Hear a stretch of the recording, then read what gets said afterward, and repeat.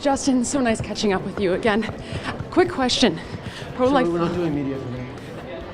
Important question, though, Justin. Here, you did media for ATN. Why not us, Justin? Pro-life Liberal candidate Philomena Tassi says that she's not opposed to voting for some sort of version of an abortion law. Will you allow her to run under the Liberal banner? Any candidate who passed the green light process has committed to vote the party line in respecting a woman's right to choose. Full stop. Thank you very much. Coming back, here we go.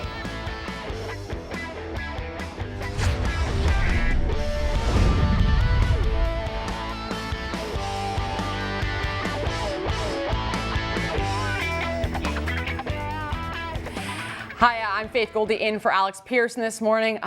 The truathlon, as I like to call it. Sun News always chasing our favorite Liberal leader over there, Justin Trudeau. I am now joined by the woman who's probably put more kilometers in her Trudeau sneakers than myself, Marissa Semkiov. Good to have you here. Thanks for having me. Of course. All right, so Trudeau's in a bit of hot water now because in his open nomination process, it just so happens that, well, they've got themselves a little pro-life candidate, a woman named Philomena Tassi. Before we get into this, tell us a little bit about this woman. Not exactly a household name. Who is she? Philomena Tassi is a chaplain at a Catholic secondary school in Ancaster. Of course, she's a 52-year-old woman. She's worked at this school since 2004. She's also pro-life. And perhaps the Liberals missed that somewhere in their correspondence with this lady, but she has come out and said that indeed she is personally pro-life, although she defines herself as someone who Is for life. And so, you know, this will play a really interesting role, especially as we head into the election. Right, and she's also said that she is open to possibly voting on some sort of an abortion law. Well, exactly. She didn't say specifically exactly what she would be voting for. She did, presumably, she didn't say that she would try to break down whatever laws are, well, I guess there are no laws in place right now, but Precisely. Essentially what she said is that she would be amenable to voting on a law when it comes to abortion, because as our viewers know quite well, there are no laws with respect to abortion in this country. So she's really opened sort of this Pandora's box, if you will, insofar as she has said that she would vote on a particular law, be it gendercide or whatever it may be, because as we all know, there are particular gray areas when it comes to abortion in this country. So we don't know specifically what it is she would vote on. She just said she would vote on some law. Now, I think a lot of folks at home would say, you know, that's not necessarily limiting all abortions across the land. I mean, we're in a very exclusive group, including folks like North Korea, insofar as we have no laws. But tell me a little bit, do you think that this is Justin Trudeau finally accepting his own policy on open nominations, now running into issues? Has there been a failure to communicate here? Because he says, well, she's got to vote pro-choice, and she's saying, well, I'm going to be voting pro-common sense here, and perhaps we need some abortion laws. Well, it's so interesting. Again, we don't know specifically what laws she would want to vote for. She just said she would be open to it. But as we know, Justin Trudeau has been quite clear. Anyone who works for his party will vote the party line, which is they will never bring this up in Parliament. There will never be a law introduced as far as he is concerned, as long as he is the leader of the party. But she said when it comes to a particular bill, she would not rule out voting on it. And it's so interesting because what we saw previously when Justin Trudeau initially came out with this position was there were a number of pro-life MPs in his party, That's Lawrence right. Macaulay being one of them. And he later had to come out and say, I understand that I will have to vote the party line. So somewhere, Philomena Tassi was lost in communication because she was given the green light to run in the nomination. She won the nomination process last Tuesday against 5 other candidates. She won pretty overwhelmingly at that. 600 people showed up to vote. She got over 300 votes. So she won that nomination. It'll be interesting to see if, in fact, the Liberals give her the red light now. Now, I'm happy you brought up Lawrence Lawrence Macaulay. Folks at home might remember him. This is the MP, Liberal MP, back around June of this year. He came out, he said, look, I'm pro-life. There's not a big deal about it. He was under the impression that the old folks in the Liberal Party would be grandfathered in when it came to their pro-life stance. Justin then said basically, that's not going to happen. So the guy on your screen comes onto Twitter and says, despite what I said before, forget it all. I understand I have to vote pro-choice. For me, Marissa, it's no secret. I am pro-life. I understand you are as well. This was a shocking moment for me. I thought, holy smokes, here is a man with deep personal convictions, and he has been forced by the Liberal leader to renege on that, to pull back. Can you imagine if the shoe was on the other foot? That is to say, imagine if Stephen Harper, who isn't really openly pro-life, not in his policies at least, imagine if Stephen Harper told every single member of his caucus they had to vote pro-life, no exceptions whatsoever. Do you think this would be handled differently when it comes to the media? Of course. I mean, it sounds pretty dictatorial, does it not? You're telling people in your party to vote against their conscience. It's not uncommon for the leader of a party to whip each of its members. But when it comes to something as personal as abortion, even in light of the fact that abortion, by the way, there are no laws again, and it will very likely never be brought before Parliament, but to come out proactively and say you have to vote this particular way in the event, in the off chance that there is some bill that is brought to the floor, you have to vote this way, it sounds pretty dictatorial. And I don't disagree with you insofar as if this was Justin Trudeau, we know, if this was Stephen Harper, by the way, we know how the media party treats Stephen Harper, we know how critical they are of Stephen Harper, and I do wonder if in fact it would be treated differently. But there has been fair criticism with respect to Trudeau, because how do you tell someone to vote against their conscience? How do you tell someone to vote against such deep personal convictions, as you called it? It's very difficult, and it sounds to me like Philomena Tassi either forgot what Justin Trudeau says or missed the message somewhere along the way. And it'll be interesting to see how Justin Trudeau deals with her going forward.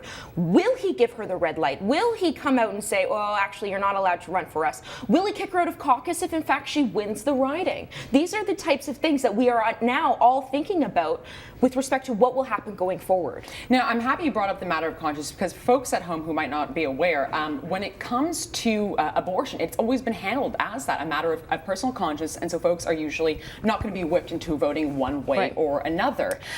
So I anticipate, very much like yourself, that this will put a chilling effect on the A word being thrown around the House of Commons. Where does that leave the abortion debate in this country? And for folks at home, do I wish that not one abortion had to take place?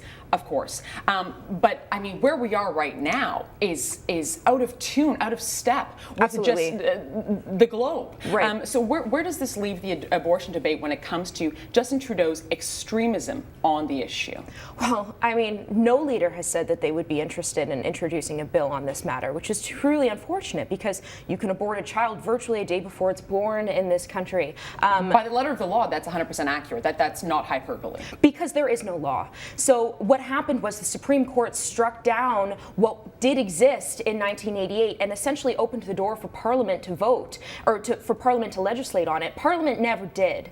So now we're sort of left in this limbo in that we have no law. So when you hear people say it is a right to have an abortion, I've had a conversation with Justin Trudeau where he said gendercide is a charter right. That is a lie. It is even this candidate has referred to it as a right. Correct, and she has, and I mean, there is no right to an abortion in this country. So people like Justin Trudeau and Brian Gallant would have you believe that we have a Roe v. Wade here. We don't. To suggest that there are laws on abortion is American jurisprudence being brought into this jurisdiction that is Canada, and there are no laws. So it'll be interesting, because despite the fact that there are no laws, and despite the fact that there is a big pro-choice movement in this country, overwhelmingly, Canadians either are completely unaware of the fact that we don't have laws, but also recognize that there is a need for certain restrictions, because there are certain gray areas when it comes to abortion. Gendercide is a gray area that is very much happening in Canada right now. We've shown on this network. Third trimester abortions, post 22 weeks gestation. These are gray areas that not only matter to men, but also matter to us women. And so as Justin Trudeau's trying to come out and appeal to the female vote, there are actually, these issues matter to us women too. Now, do you think because of Justin's actions to date, in an effort almost to do away with the abortion debate, he might force it onto the issues that are going to be discussed and considered when we have an eye to the 2015 election? Will he force it? Well, insofar as, do you think that abortion now, when all the leaders of the various national parties are before their podiums, do you think now abortion will be a subject that they will have to wade into, precisely because Justin Trudeau has made it one of the only two things that he's willing to talk about? Truly, you're absolutely right. It's interesting because I'm not optimistic that we're going to see a bill on the floor of Parliament. That said, it is one of the only issues, that and marijuana legalization, that he's really been willing to talk about. And so I absolutely do believe it'll be part of his campaign, because this is why he introduced it, to show how pro-women he was. But as I just said, I think it will actually serve to deter a lot of women from voting for him. Because just as there are indeed a lot of women that are pro-choice, there are also women that are pro-life. There are also women that recognize that there are certain gray areas in this debate. Do I think it will play a role in the campaign? Absolutely, because it's what served to distinguish him from the other two candidates when it came to the abortion issue. And I think also what will make his messaging in any way successful is the mismessaging that he has done by referring to abortion as a right, by answering your question on gendercide, basically saying it is unlimited how much I love a woman's right to choose. So you mentioned a little bit there might be some dithering of women. Ones that supported him might leave, other women who didn't might flock to him. Looking at general Liberal members, by which I mean supporters, how do you think they're going to react to all this going forward? Do you think this is going to be a make or break issue for them? Well, It's not just about abortion now. Now it's sort of been expanded beyond the abortion debate, because now we've got Philomena Tassi, who's won the nomination. What will happen with her? Because she's now said she won't toe the party line on this. She's interested in voting on it.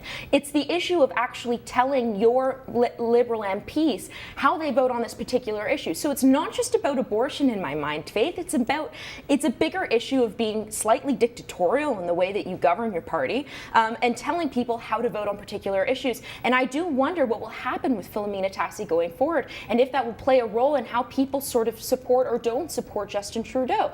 If in fact we do find out he gives her the red light after already giving her the green light in the nomination process, which is entirely possible, because as he said to you just last night, he will remain consistent in his messaging. I think that will serve to deter a lot of people and will show a lot of people who he truly is. Yep. Well, if I'm Justin Trudeau tonight, I'm thinking I ain't too happy with this new Liberal candidate. Thanks very much, Marissa. Well.